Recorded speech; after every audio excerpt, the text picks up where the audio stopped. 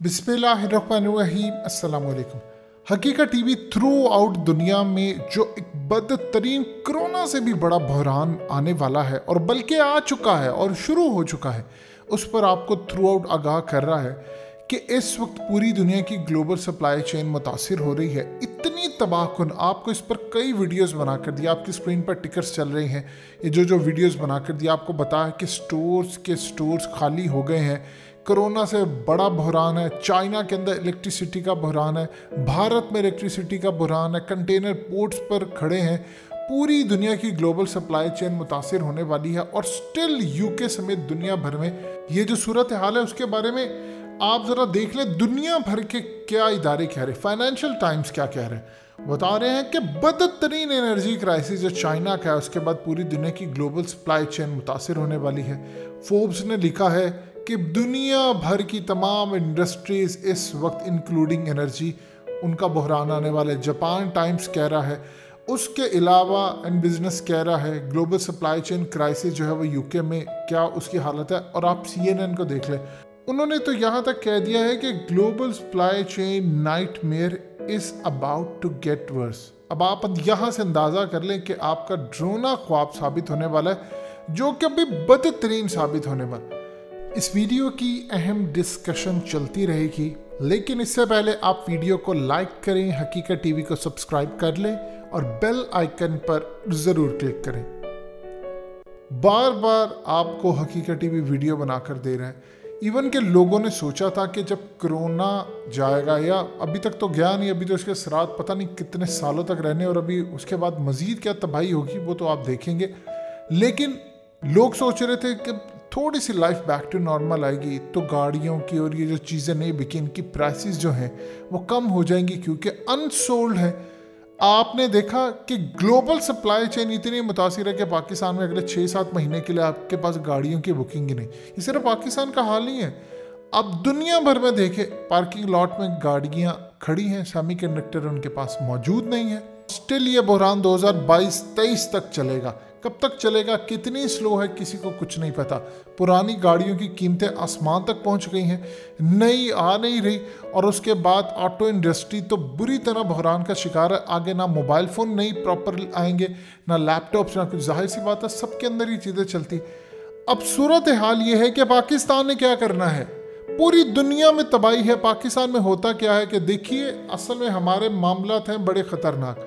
हम हर साल अंदाज़ा क्या लगाते हैं, हम हर साल अंदाज़ा लगाते हैं कि जी हमने फलानी, यानी मिसाल के तौर पर 2020 की बात करें कि जी 2.60 करोड़ टन हमने गंदम का हमारा इस्तेमाल है, 2.52 करोड़ टन हमारी पैदावार थी और जो पिछले साल का ज़ख़ीरा था वो हमारे पास पड़ा हुआ था। यानी हम सोचिए ये काम कर रहे थे।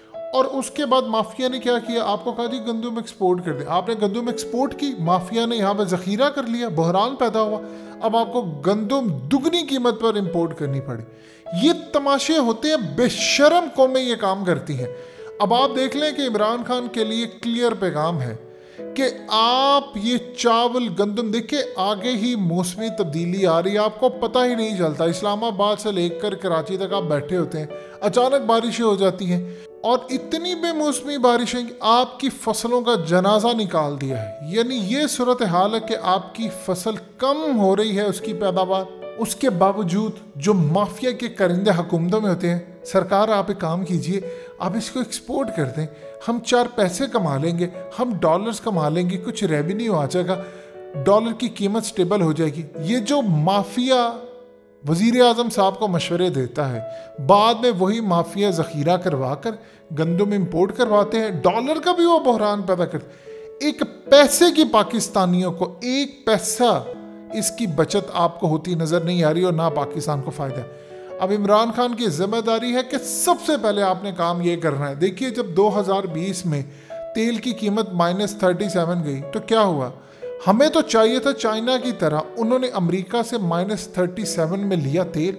यानी आप एक बैरल तेल लेते हैं, कंपनी आपको $37 भी दे रही कि भाई तेल उठाओ। चूँकि हम पर अरबों का प्रेशर था तो हम ना आज तक वेनेजुएला के पास जा सके हैं। हमने कहा जी हम जाएंगे तो सऊदीया नाराज़ हो जाएगा, हम सिर्फ यही देख रहे हैं कि कभी वो फलाना नाराज हो जाएगा, कभी वो नाराज हो जाएगा। उस नाराजगी के चक्कर में आज हमारा ये हशर हो गया। कभी कोई उठकर कहता आपके वर्कर्स निकाल देंगे, कभी कोई और कभी कोई।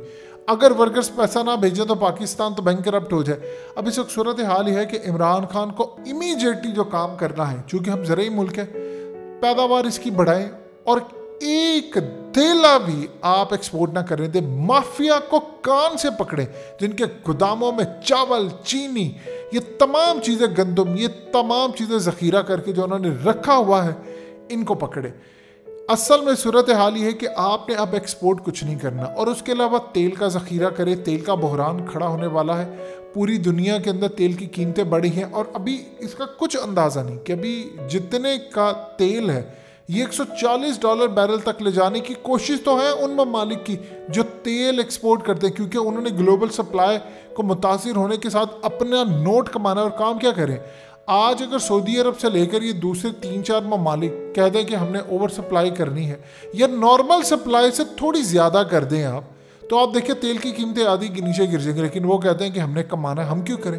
पूरी दुनिया के अंदर कोई उम्मत मुस्लिमा नहीं है, ये चीज़ें में आप रखिएगा। सब अपना अपना मफाद देख रहे हैं। उनको अगर मुसलमानों को ही काट कर उनसे पैसा बटोरना पड़े तो वो कर रहे हैं।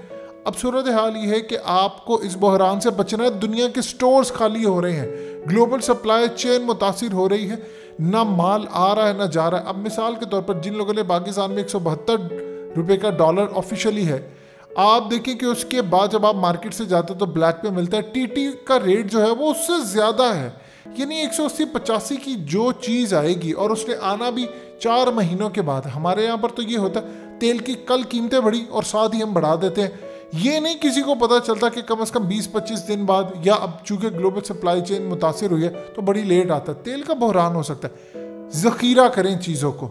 देखिए हज़रत यूसुफ अलैहिस्सलाम की ज़िंदगी से सबक हासिल कीजिए। अल्लाह पाक कुरान में लेसन देकर सिखाता है कि आप पर जब कहत या प्रॉब्लम आती है तो आप कैसे बचते हैं। आपने ज़ख़ीरा किया होता है। अब जब ख्वाब आया था बादशाह को, उसकी ताबीर क्या थी कि तुम पर टफ साल आने वाले हैं, तो जो तुम्हारी पैदावार है उसको स्टोर कर लो। और यही हुआ कि उस बादशाह ने बचत की। ये कुरान आपको नसीहत करता है। आप ज़ख़ीरा करें चीज़ों का, एक्सपोर्ट बंद करें और जो सूरत हाल है इसकी पैदावार बढ़ाकर आप फौरी तौर पर मुल्क की जो ज़रूरत है उसको पूरा करें। हम तो ऐसे बेचारे बदबख्त हैं कि पाकिस्तान के अंदर लोगों को प्योर फल नसीब नहीं होता। सारा तो हम यूरोप की मंडियों में एक्सपोर्ट कर देते हैं। हाई क्वालिटी आम कभी पाकिस्तानियों को खाना नसीब नहीं हुआ। तो एक्सपोर्ट करने के चक्करों में कि जी डॉलर आएंगे, डॉलर का रेट तो आप देख लें ऑलरेडी कहाँ है। माफिया ने आपको कह दिया है कि इसको ऊपर करना है और IMF तो आपको कह रहा है कि 185 से 200 तक करें। तो लिहाजा इस वक्त सूरत हाल ये है कि आपको हर सूरत आपको अपनी चीज़ें बचानी है, हमें एक्सपोर्ट नहीं करनी।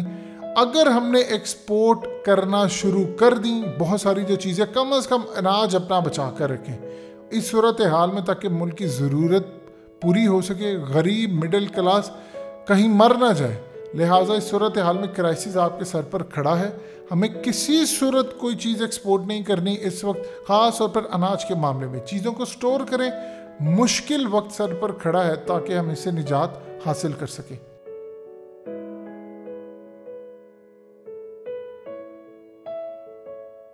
हकीकत टीवी को सब्सक्राइब करना मत भूलें, वीडियो को लाइक करें, शेयर करें और कमेंट सेक्शन में अपनी राय का इजहार ज़रूर करें।